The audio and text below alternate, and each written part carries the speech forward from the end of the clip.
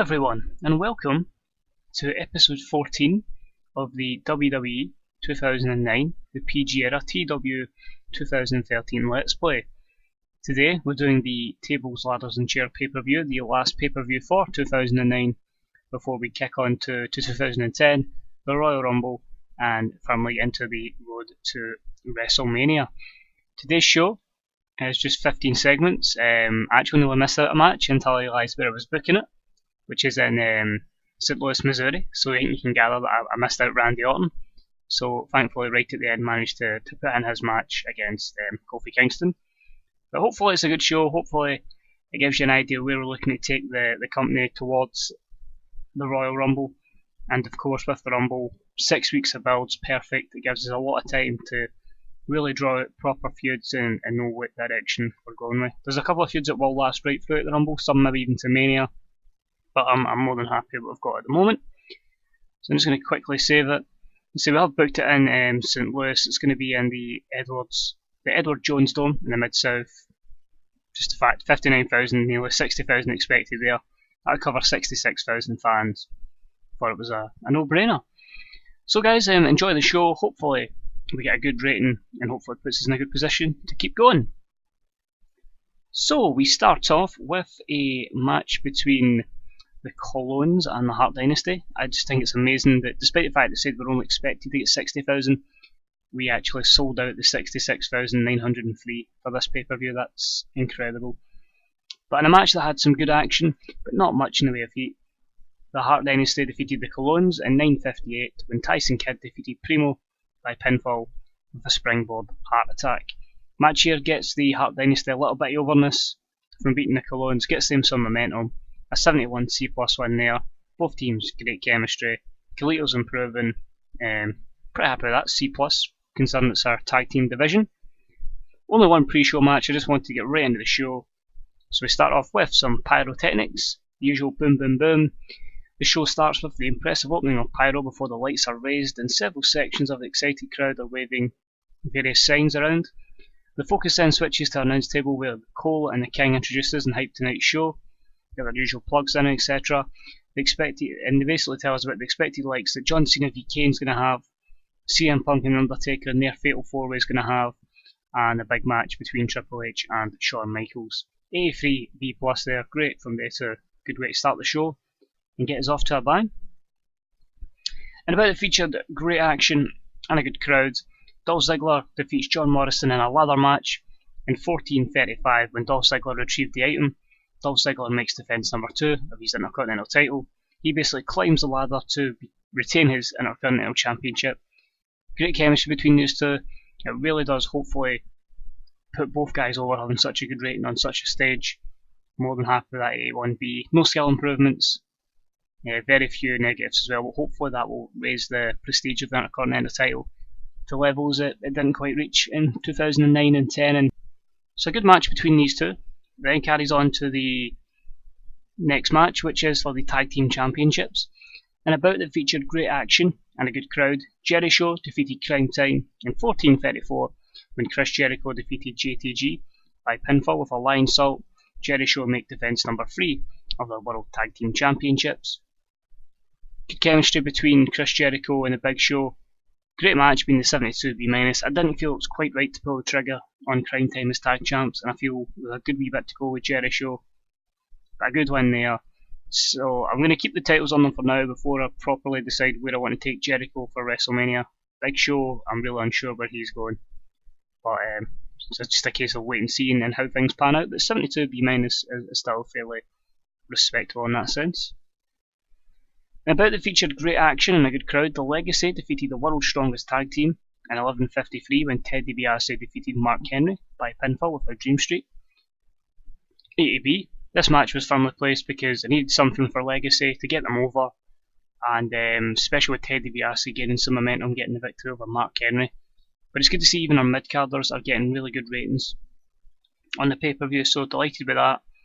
Mark Henry improves his performance skills, MVP on the technical skills, and overall just a very good performance there, which could have been even better, which is hard to believe, but good performance from those guys.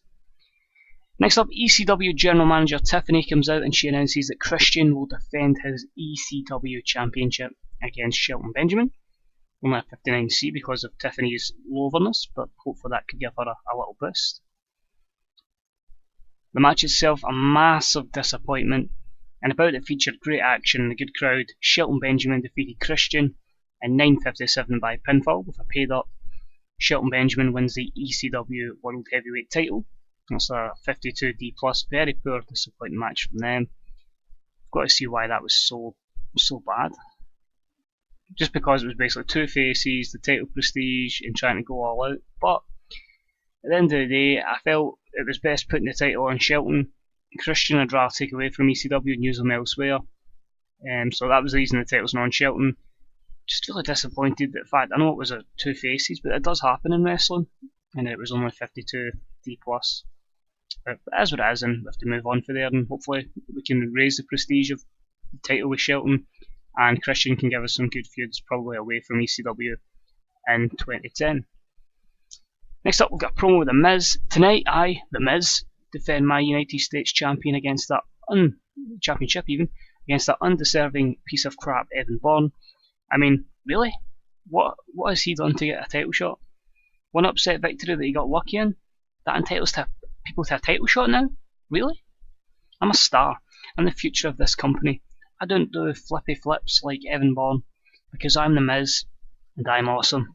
So Miz there really pissed off that he's got to defend his championship against Evan Bourne because he got a fluke victory over him. And the 73B- will put them into the match right now, which scored very high as well, very surprising. And about it featured great action and a good crowd. The Miz defeats Evan Bourne in 8:45 by pinfall with a skull-crushing finale.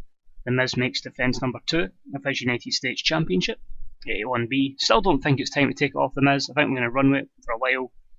But excellent delivery with both these guys, and again, hopefully The Miz can raise the prestige of the US title. Then the match that had some excellent in-ring action and great heat from the audience. Randy Orton defeats Kofi Kingston in 11:34 with the RKO. That got an 82B.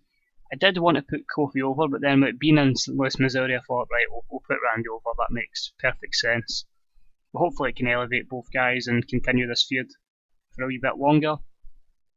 Kofi, both inconsistent, the length of the match, but overall, I'm more than happy with him getting an 82B.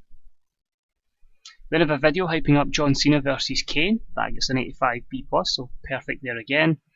The match itself had excellent in-ring action and great heat from the audience. John Cena defeats Kane in a tables match in 15:12 when Kane was put through a table with an attitude adjustment. Well, Cena wins. John Cena makes defence number 2 of his World Heavyweight Championship reign. 82B, I really don't see a need to take the title off Cena. Kane has pretty much been put in there just to give him an extra month for the championship. Kane improves his performance skills, but a filler feud before long-term plans for John Cena. Next up, we'll get The Undertaker coming to the stage. It's not quite like a Goldberg entrance as it puts there, but it's just Goldberg coming to the ring and Undertaker coming to the ring in some sort of entrance as he would normally do. We've done a segment on it, and that would get a 75B-, so again, okay with that. The match itself, and a match that had some excellent in-ring action and great heat from the audience. The Undertaker defeated Rey Mysterio, CM Punk and Batista in 1949 when The Undertaker defeated CM Punk with a Tombstone Piledriver. Taker makes defence number 2 of his World Heavyweight title. A1B, the announcement wasn't up to the standard of the match. The storyline continues. Taker improves his his technical performance. Rey and Batista also improve their performance. I think it would have been better if it was maybe a solo match with him against somebody. But hopefully the match can hopefully put all 4 guys in a better position, and hopefully, again puts the prestige of the title over. Next up, a video plays hyping Shawn Michaels versus Triple H. It documents the good times between DX and then the despicable actions of Shawn Michaels which led to this match. 87B+ there. Nothing really can change there apart from putting it a bit longer. Wow. The match really did flop. I really don't understand why that would flop so much, but in a match that had a fantastic crowd and great wrestling action, Shawn Michaels defeats Triple H in a TLC match when Shawn Michaels retrieved the item. I may make the item being a World Heavyweight Championship match, but 70C plus, wow. Is it probably because I put him in that kind of match? But great chemistry between the two guys, that's why I'm really surprised, especially with the hype video that this failed so much. Triple H improves technical, negative, slow morale, declining physical ability, the length because they put the length down, the match not meeting the crowd's expectations, just overall very poor. What a poor way to end the show. Yep, high spot based match, does not play with my skills, not do the same for Shawn Michaels, so that's understandable. Very poor then, 75 B minus, since our worst match of the night and our worst segment of the night was our main event. But it makes sense where I want to go with the storylines, and because of the other places, our pop still increases in 15 regions, so I can't really complain with that. I think we'll leave all the way Triple H. If I can see him, just say they could do better. This is probably going to get a lot of heat on me from Triple H and Shawn Michaels, but who cares? And I think we'll have Randy saying you've done great, considering it was in your hometown. So Shawn Michaels, so Triple H didn't seem too concerned with my speech. Neither did Shawn Michaels. Randy Orton seemed pleased.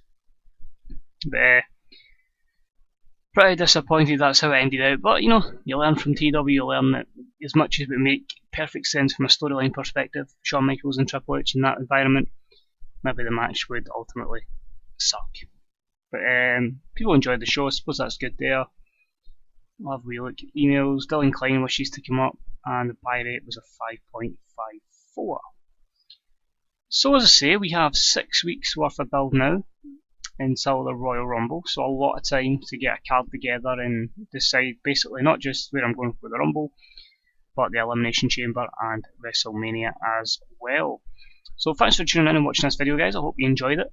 If you're enjoying the TEW stuff and you want to see more, you've got this. You've got the playlist here for this. You've got the TNA stuff, which is really starting to take off now. It's really been enjoyable booking that, because of just the amount of wrestlers that became available with this turn the national. So definitely check that out.